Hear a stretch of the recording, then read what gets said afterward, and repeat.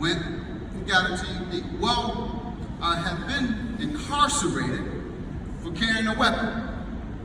And it was around that same time as the infamous, many of you know, COBRA Hall robbery, where the street gangs came together, the Arrow Flynn's, and we disrupted the concert. And many of us, hundreds of us, were arrested. Well, subsequent to that, a few months later, Mayor Young, our first and strongest black mayor in America, he didn't order the police to crush an uprising. He ordered the police to put together hearings with the street gang members, bring us together and hear our concerns. And what became of that was community programs, job training programs, because that's what we said we wanted.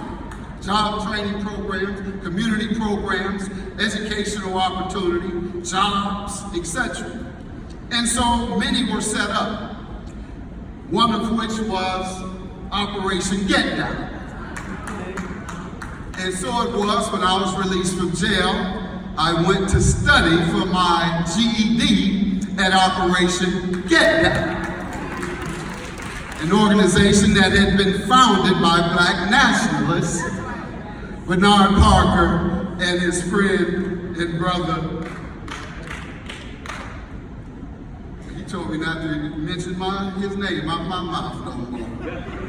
Barry Hankerson. Barry's my brother, some of you may know him, he's a hardcore guy. We were working on a project in Los Angeles in the entertainment industry not so long ago. And we had some differences about it, and he's a hardcore cat, and I'm hardcore. So, quite frankly, we threatened each other. Problem is, when I called the person I threatened him with, he said, Barry had already called me about you. I forgot we were both from Detroit and that I had went through his program to get my life together. And so I thank God, and Bernard reminded me today that some 8 years later, I ran his first campaign for office as commissioner. And he won. Give him a big hand, Bernard. Where you at? Bernard Parker, stand. Give him a big hand. That's my brother, and I love him. You gave me an envelope for me to do something for you. I think you said speak. I don't know. I'm not reading it. The answer is yes.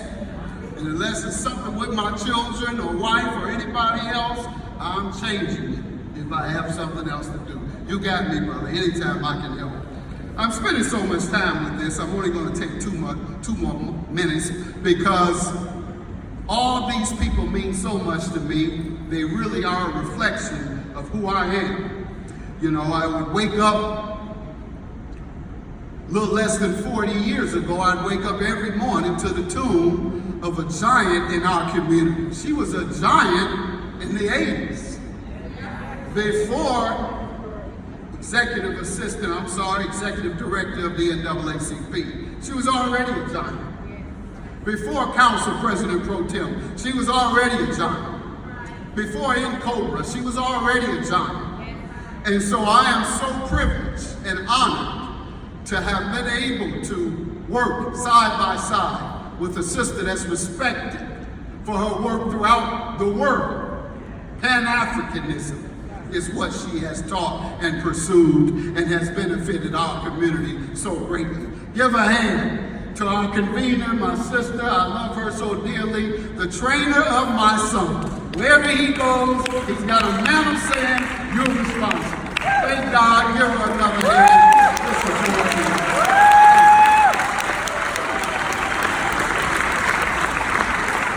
others whom have touched my life. Reparations rate. I was able to work directly with him subsequent to coming out of college. And I was a little everywhere when I came out of college. I just wanted to help and fight for black folks.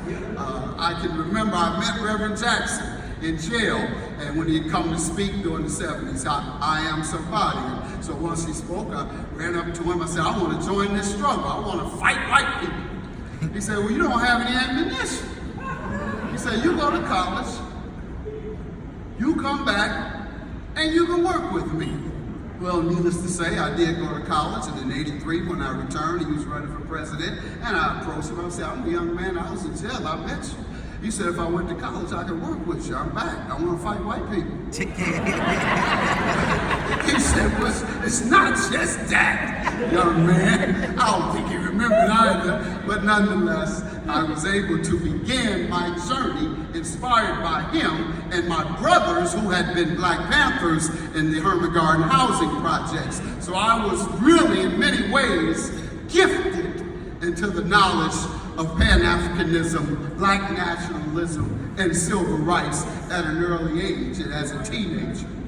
And it was when I came out of college, I also went to the Shrine of the Black Madonna. I helped a lot at Temple No. 1 and was there with the rebuilding began with the minister. I was there working with Brother Daoud, working with Brother Thomas, who's here with us today, working with Brother Roy, who is here with us today. It gives me such warm my heart so much to be able to have done that, to have been able to drive over to the Savior's Days in Chicago. Frequently, my wife and I, we were just telling Sister Khadijah how we slept at the Motor Lodge there in Chicago. Can't remember the streets, a little motor lodge right outside downtown. Me, my brother, and my wife had this one little room. My brother slept on the floor. Me and my wife slept in the bed. And it was a little small one, so one of us would fall off and we'd have to take turns on the bed. And so that's so close to my heart.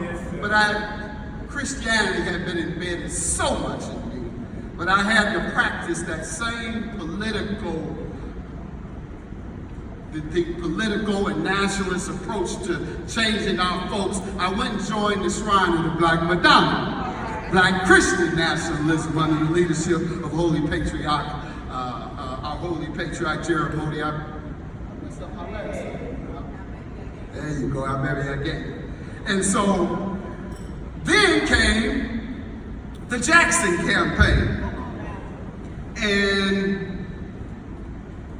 due to some political scenarios that required, or at least was more practical for our Mayor, Mayor Young, to support Mondale, and the coalition of labor and the Shrine of the Black Madonna were a strong part of that coalition.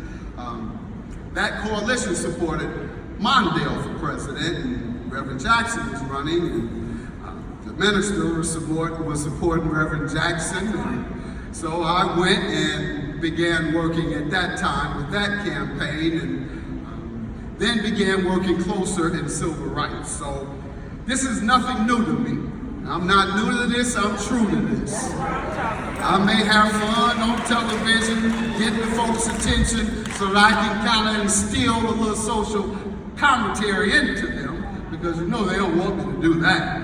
I gotta make them laugh. You know, you gotta make some folks laugh before they let you say what you want to say.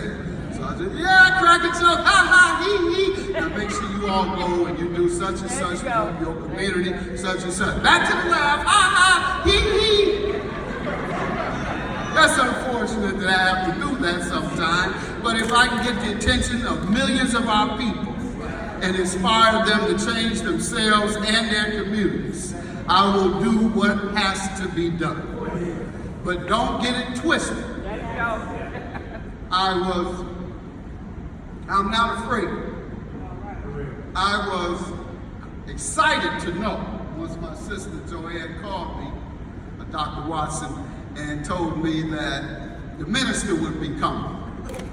I was excited, and I'm also proud to have been brought to television by a brother who had worked for Warner Brothers for 35 years. And another brother is an executive producer. The woman who runs my show is a sister. And the director is an Emmy-winning brother, etc., etc. We have the most diverse show in all of television since the third year I've been there. And I was telling him, he knows where I'm at, so I'm excited. I'm saying the minister gonna be there. them, and I was gotta have it together. He said, oh, minister, he said, you've heard what's been happening, haven't you? You heard how they did such and such, removed it from such and such? I said, yeah, what? He said, well, you know who runs the company and who has the majority shareholders of the company you work for? I said, yeah, I understand. Well, you know, you better be careful because we don't want anybody coming back and telling them and risking your job. I said, well, Gus, when they tell them don't forget the last part. Tell them don't forget that I've saved my money.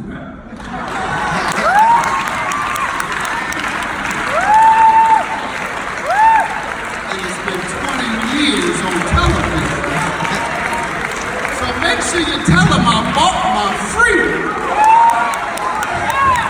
I am officially a runaway. Official. Let's make it official. After 20 years on television, I have run away. I'm off the plantation. Do what you want to do. God has blessed me and my family beyond measure. Now it's time to get back to who I really am. I've tricked you out your money. You didn't even know.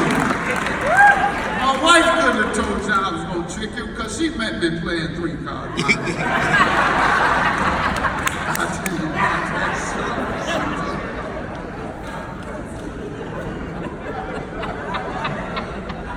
Lastly, I want to thank my dear Brother Troy, here, local minister, give him a big hand, Troy Muhammad.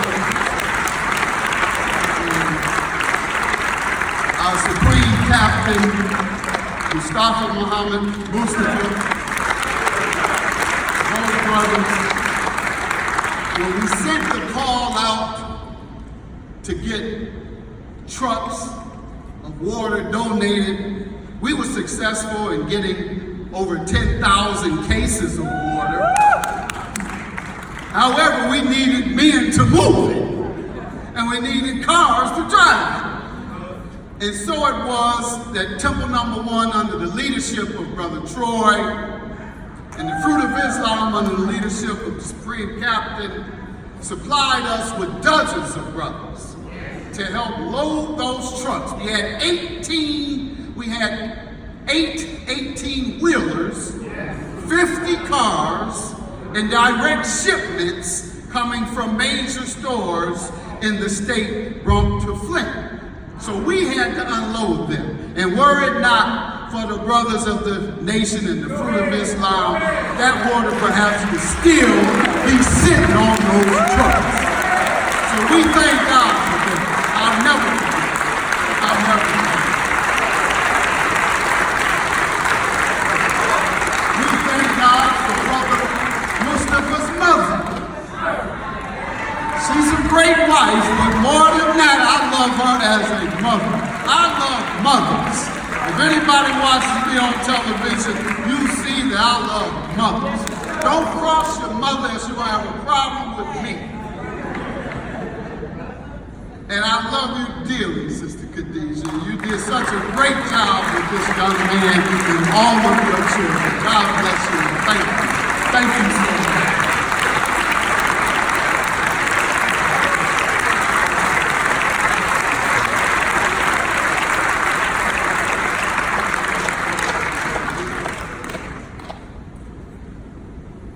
In the annals of history,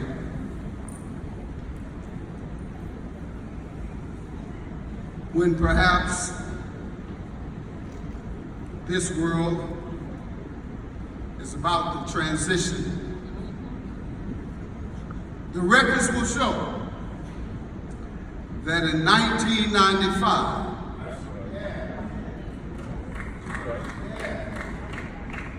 little black man from the South, by way of Boston, by way of Chicago,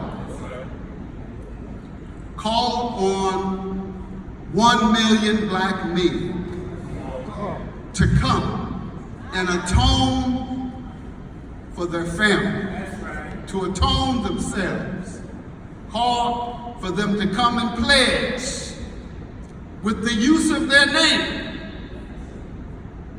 that they will return home and make a difference in their community. Well, that call was answered by over 1 million people.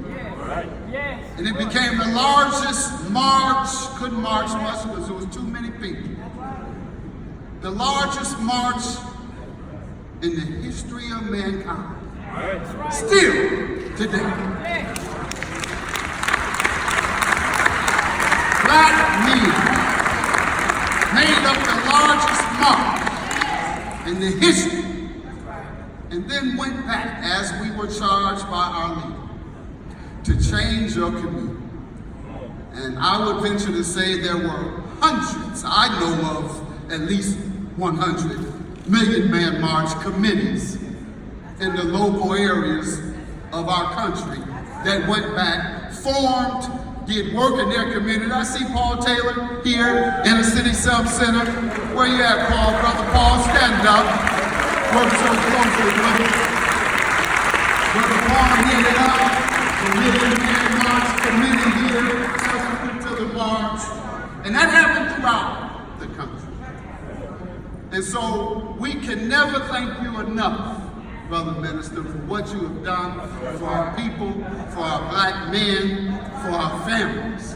Because when you train and strengthen the black man, you train and strengthen our families, you've trained and strengthened our nation, and indeed you've trained and strengthened the world, if you'll listen. So we thank you. We can never thank you. We love you. I'm wearing a shirt that I purchased at the Mandela Museum in Soweto, where he had once lived. And I decided to wear it today because when you talk about reparations, who knew, because it's this question about how we're going to do it, I figure, let me put on the shirt.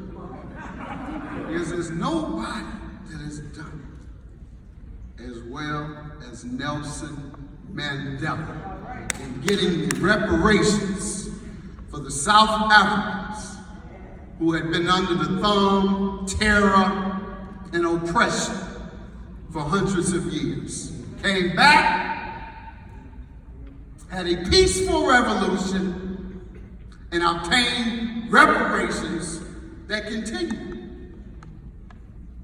to sustain its people, even though the international economy has all but abandoned South Africa. And as a result, yes, you're going to see a lot of crime and unemployment. And you're going to blame your corruption on them, on that leadership. After you've colonialized them, you leave them, then you manipulate them from behind like puppets. Pay this one off, let this one get corrupted, and then you sit back and just watch. And I want all you agents to know that the judge knows. I'll go back and tell on me. I know you are. CIA, FBI, I know all y'all gonna say, we got the judge, we didn't know he was like that. We didn't know he had that. Y'all got this man on television talking to millions of people every day, and this is what he thinks, and this is how he feels. Oh man, well, get him off. It's too late. Y'all, the agents, y'all should have did a better job. Hell, the agents, you're supposed to come tell us. And we heard him been talking this for 20 years when he around his people. You know, he's been doing it in front of small crowds, and we just didn't know, Mr. Director of such and such and that. Well. And so, I wear this in the spirit of reparations in the manner in which our beloved leader, President Mandela, pursued and was victorious in. But this year has profound meaning for our people. We know that 400 years ago or more, if you ask those who know the real history, our people were enslaved And we know that certainly it's now a great time this year to make our final and strongest push for reparations. Who would think that just 2 days ago we had our first congressional hearing after 50 years of a struggle to get anyone to listen, let alone sit in the chair in front of a congressional committee. 2 days ago. So we might be on to something, y'all. And in fact, 54 years ago, we won the right to vote. I'll tell you about some of our progress. Some folks don't think we made it. 400 years ago came over as slaves. 53 years ago, we just won our right to vote unimpeded. 43 years later, a son of Africa and the first lady, a descendant of slaves, were elected to lead this country and to save an American economy from collapse, perhaps so that they can pay us. Maybe that's why our black brother was elected, to save the economy. Prior to the 1964 Civil Rights Act, talking about a little progress here, 2/3 of all black people lived in poverty. Thank God for our struggle, which culminated in that legislation, 1964 Civil Rights Act, which gave us access to mainstream economic opportunities in this country by law, not by heart. And as a result, we've made a 360-degree turn since 1964. Now there are only 25% of our people are living in poverty. 2/3 are out of poverty. A 360-degree turnaround. That's progress. Indeed, I would suggest to you that there's no group of people in the history of mankind that have come so far, so fast, after having been oppressed, enslaved, segregated, and locked out for so long. No group of people. Not one. Not one group of people. So that's progress. We have made progress, and don't let anyone tell you otherwise. But although much has been accomplished in the last 50 years, black poverty is down, as I mentioned. College admissions are up. There are more token blacks and corporate gatekeepers. Professionals. There's more corporate titans and celebrity wealth for many of our athletes and entertainers, many of whom are irrelevant for the most part to our struggle. But I love LeBron James and that young brother and others. They're becoming very relevant. The fact is that with all this success that we see, the success of a few million does nothing to represent broad equality for the other 40 million African Americans who still struggle to overcome the oppression, segregation, and discrimination and racial hostility that we've endured. So we're fine, we're happy. Congratulations to you all who've been able to make it out, to your exceptional commitment and dedication, to your privileged education, whatever it is that got you where you think you are, congratulations. But you got 40 million of us waiting to see how the rest and the masses of our people are going to overcome their obstacles. And no, we don't want to hear anything about, well, we had to work twice as hard, and you got to work more than it. If they do this, you got to, and I ain't got to do nothing. I want to be regular. Just let me work like anybody else. It is racist in its pretense to say that we have to work twice as hard. I'm sorry, Grandma and great-grandma, because that's what they would tell us. Exactly. But you're buying into a racist pretense. We're not to work harder than you to get the same thing. That sounds like I want to work just as much as you, just as little or just as much, and get the same payoff. Work twice as much. I ain't working twice as nothing. I work the same hours as Judge Judy.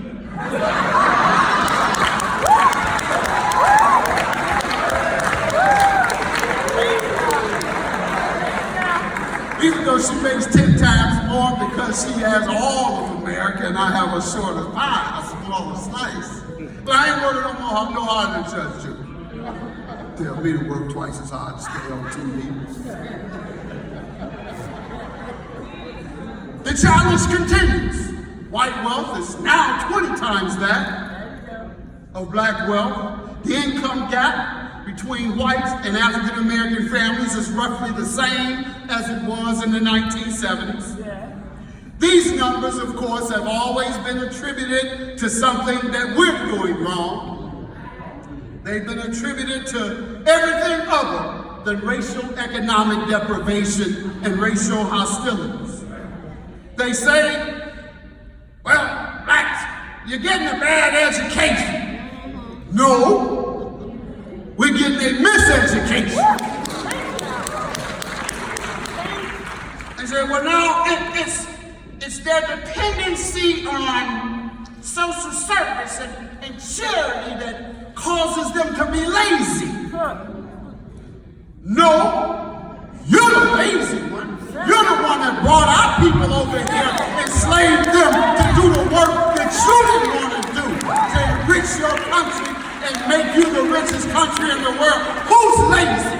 The one who you forced to do your work while you sat back and drank lemonade and told lies to each other, drinking whiskey.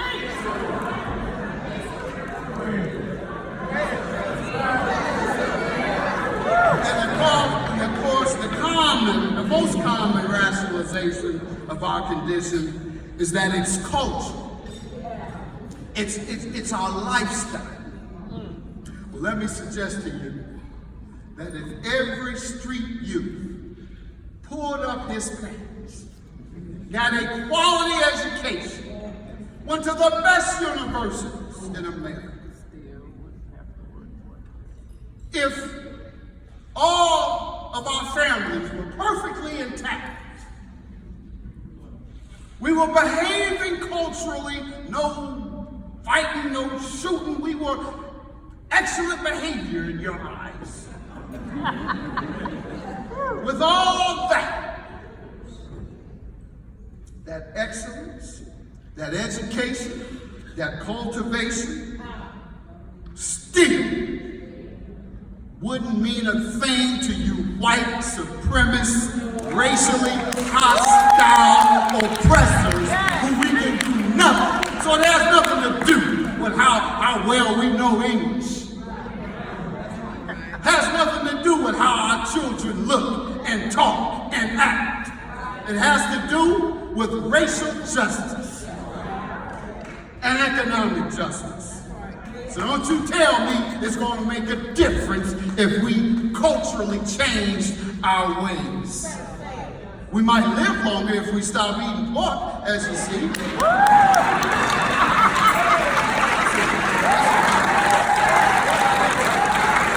That's about the only thing. I know that we can change that will be a real benefit, crack ourselves upside the head like we've been getting. And eat right, live right, but all this other behavior to please somebody else, to show them what our culture should look like, that's not going to get you. The point is that with all the struggle, all of the progress, we still are challenged. Our challenge lies in economic justice now. We've won civil rights. We've conquered many mountains politically, still have to go back up, knocking us down a notch with voter fraud, etc., throughout the world, or throughout the country, or the world now, as we know. One of the answers to our grievances has been affirmative action. Well, let's look at affirmative action, what we saw happen. Late 60s, early 70s, executive order, then legislation for affirmative action. Well, let me start by saying this. Y'all may have heard me mention that I met my wife on campus. I was still going through my transition in my second year. I don't know if Nation can tell you, brothers, they don't just transition the next day. There's a little more work to it. It took me about the second year. I was still doing a little minor hustling on campus. In this instance, I was flipping a 3-car model. That's how I met my wife. And so, I can say, and she will agree, that what they've done with this affirmative action, they threw the red card. Just when we thought we were winning, they threw the red card. Well, she'll tell you that when the suckers were standing around the food table in the community room, and I was flipping, my buddy Solomon, he's there, he was winning every time. So it looked like everybody was going to win. Everybody was moving in the right direction. But then just when the suckers thought they were going to win, threw that red card, changed the game in the middle, and everybody lost. Affirmative action went from taking action to redress the racial sins of the past and the current discrimination. And in the middle of those gains we were making, suddenly it switched to a quest to pursue diversity with no compensation. I don't mind a diverse community. We need to know each other so we can understand each other and not dislike each other. If you don't know each other, you might fear each other or dislike. I know all the white folks where I grew up, they were fearful of me. Well, maybe rightfully so. But just for black people in general, a lot of folks are fearful of each other. We don't know each other. But I would not sacrifice compensation just to go to school and be your friend. And so they switched it to diversity. Indeed, the primary beneficiaries of affirmative action have been white women. That's right. Who in turn give to their white households, many which are headed by white males who are reaping the benefits. So that's another little street game, isn't it? Choice, what you call that? That's even worse than 3-card money. Here, I'm gonna give you something. Just make sure my wife is your partner. Rob you and bring it back home. What you've given. That's the Murphy game, isn't it, Chuck? They're running the Murphy. They've run the Murphy on our people. And if you say reparations, you get a bunch of questions. Who's going to be paid? Who's going to pay? Who's going to pay? How much should we pay? Well, I think most of that can be answered if you take the first step. The step that we've been fighting for 25 years. And that is to have a hearing. H.R. 40, thank God for our dear beloved Congressman. The legislation he's introduced over and over for 25 years. That's why I supported Council President to take his seat, Brenda Jones, because I know her. I love her. and I knew she would keep within that spirit. In fact, I'm told, I'm not going to say she told me, somebody tried to put her to a litmus test to get their support for her next election, were she to seek that seat again. There are too many of our folks in there just split it all up. We had 8 people and one sister, Mideast sister, and another white male. Who you think were going to win? It wasn't going to be one of the 8. They split the vote up. So we may have to go back. But should she do so, we already got a litmus test. We're concerned that you support the minister. We're concerned you go to his events and such and such and such. She said, Greg, what do you think of that? She said, because I'm not going to let anybody tell me what I'm going to do. I say, well, Brenda, when you meet with him, I'll go to the meeting with you. She said, well, no, these are powerful people. They got one of the most powerful lobbies, political lobbies in Congress. And if you go, they got your bosses are their buddies. They're probably all in the same boat together. They're all da. I said, I'm going to the meeting with you if you have a meeting with these folks. And so I'm the lawyer. I can prove my case. And I can prove your case. And I can bring out the contradictions. And I can ask them, why haven't they stepped away even from our own dear president, who is complicit with white supremacy and black terrorism and domestic terrorism? And then ask when they're going to back away from him. Our people aren't burning any torches. We ain't marching in Charlottesville talking about death to whoever or whatever they were chanting. That wasn't us, you didn't see one of us. There you go. And then you heard him say, those same people, white supremacists, degrading, threatening, expressing terror for the same group we're told that we should honor the wish of separating from our brother. You want us to separate from our brother, and you have an entire faction in Congress. You have an entire Republican caucus that supports the same man that is complicit and complementary of white supremacists who march.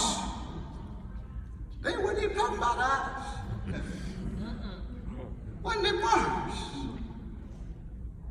I can't remember the quote. Maybe it's best because it might get me in trouble if I meet it. I ain't that much. I ain't trying to get no controversy, but I ain't scared. I just can't remember the quote. But it wasn't about us. And so that's the type of contradiction that we see now being presented to us. And she has agreed to continue to reintroduce H.R. 40 in Congress every year until it's heard. The problem is they won't even give us the committee hearing to have the real hearing, to have the hearing for the hearing. But we took the first step 2 days ago. Next step is coming soon. And then now you have all these proposals from the so-called progressive Democrats who are coming up, all of them coming up with some form of reparation light. Well, I ain't no beer, or no can of soda. I don't even like Budweiser light, or 7-Up light. I like Coca-Cola, because it's the real thing. So don't come to me talking about reparations and it's light. I want the whole thing. I want the real thing. We need reparations for the permanent injuries that have been caused. Everybody's wondering, what is it for? Is it to address poverty? Is it to address inequality in the schools? Is it to address? No, it's to repair the damage that has been done. Let me tell you how this goes in the law. A lawyer, retired judge. When there's an injustice perpetrated against someone, there's restitution to repair the damage that's been caused. That's a fundamental theory in the law. And it's precedent in the judicial system. Well, unfortunately, all we've seen for the last 400 years that we've been calling for reparations is being met by judicial molestation. That's what we've seen for 400 years. And by the way, there's no statute of limitations. That's what we're hearing now. Oh, there's so many generations ago, and how can you track? Number one, my great-great-grandmother, I have an older family. Her mother was age 50 when she passed, but her sister, her older sister, was age 108 and knew her grandmother, who was a slave, freed slave, and taught her the stories of slavery. And then my aunt taught my mother. My mother taught me. But my point is, that's not separation. That's 1851 was when my great-grandmother was alive, perhaps died. And I say it's not too far because that's what they're trying to tell us. It's so far. There is no statute of limitation on rape and on murder. No statute on rape and murder.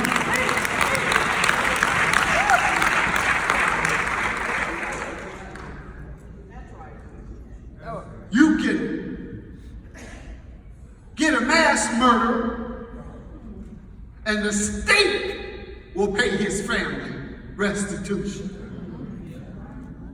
The state will pay the restitution that the criminal perpetrator can't afford, if that be the case under certain criminal scenarios. Well, what about our state? What about our permanent injuries? The permanent injuries, the restitution, the reparation. Those are based on permanent injuries. Now, how injurious is our mind?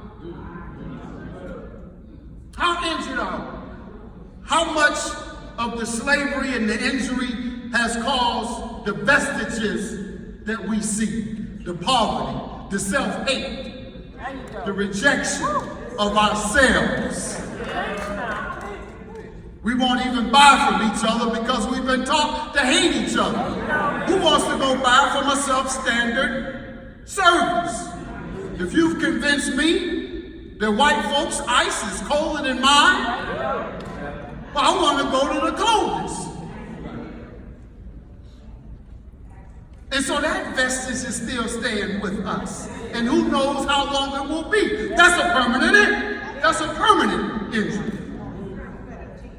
My friend and brother, Bob Johnson, BT founder and the first black billionaire, I often try and serve as his conscience brother minister.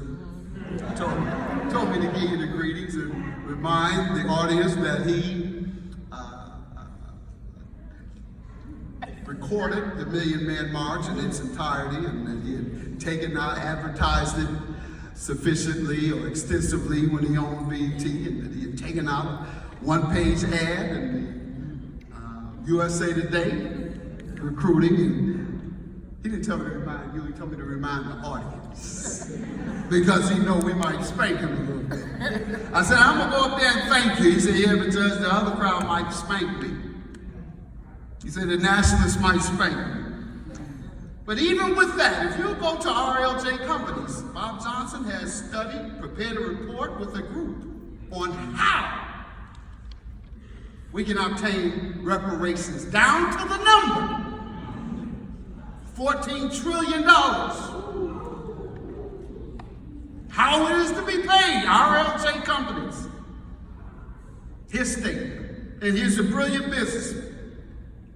So I think we have enough brilliant minds who are committed now that when we do go to Congress, we're fully prepared to make our proposal. Want to know what the judge suggests? I know I'm going on Fox News tomorrow to talk about it. They were here earlier today to talk about it. Well, I'm going to suggest that you take the first step, what we've been asking for. Give us a hearing to at least study it. Appoint a federal commission. Give us legislation. Whatever you did when you helped build Europe under the Marshall Plan, wherever you got that money, wherever Germany got their money to pay others, wherever the U.S. got the money to pay the Native Americans reparations, let's come up with some ideas. Wherever you got the money to go to Mars and figured out how to do that, and go to the moon, you figured that out. Maybe we need to go to NASA. They know good math. And so all these approaches as to how we do it. Even the Quakers were freedom fighters for slave reparations as early as the 1700s. And speaking of Christianity and the oppression or freedom, or whichever way you might practice your faith, some of us practice it for freedom, some practice it to continue oppression. There you go. Bishop Tutu said it best. He said that when the white man came to South Africa, he had the Bible and we had the land. He said when they bowed their heads to pray and they looked back up, white folks had the land and we had the Bible. And so it is that religion has always been used one way or the other, for freedom or to enslave. They used it to enslave us, but it was our faith and our spirit that got us through. And so that's why I'm so troubled, and I'm wrapping it up, but I'm so troubled by some of the Negro preachers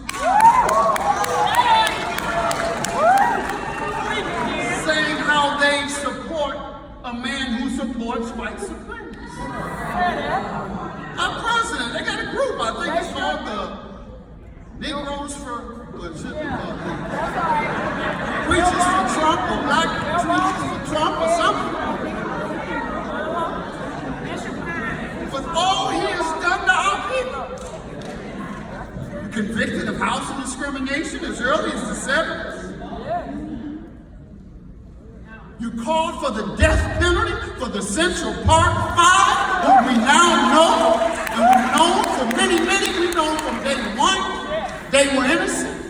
You were so cruel and angry at black people and hated us so much, you wanted to put out an ad? You didn't put out an ad for the serial killer that shook New York. But yet, 5 youth, innocent youth accused, you send an ad out saying, give them the death penalty. You said that the African and black Caribbean countries were all shitholes. That's what he said. That's what he said. He said, I prefer people coming from Sweden or something of that nature. He said that the blacks were too stupid to vote for him. No, Brother President, we see now that we were the only group that was too smart to give you any of our vote. What type of black preaching are you?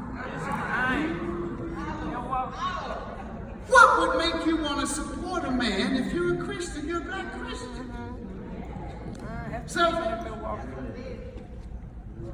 Self-hatred. That's what it is.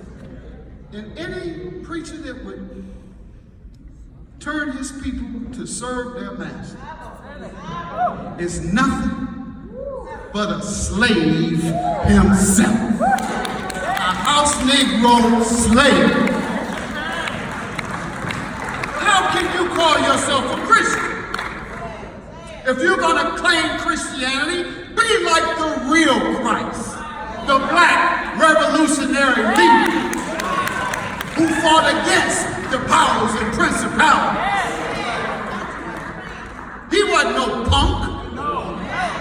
He fought back. He was willing to give his life. He knew it. He told you from day one. That's the strong leadership we expect from our brothers of the faith. Not kowtowing to whoever has that 30 pieces of silver that year. It is unchristian. It's unchristian to take from the poor and give tax breaks to the rich. It is unchristian. It is unchristian to deny health care to the sick and the shut-in.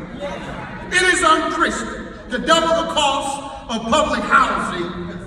It is unchristian to revive a war on drugs and appoint 85 judges who favor and have a history of favoring mass incarceration. That's unchristian. You're supposed to be out here setting the captive free.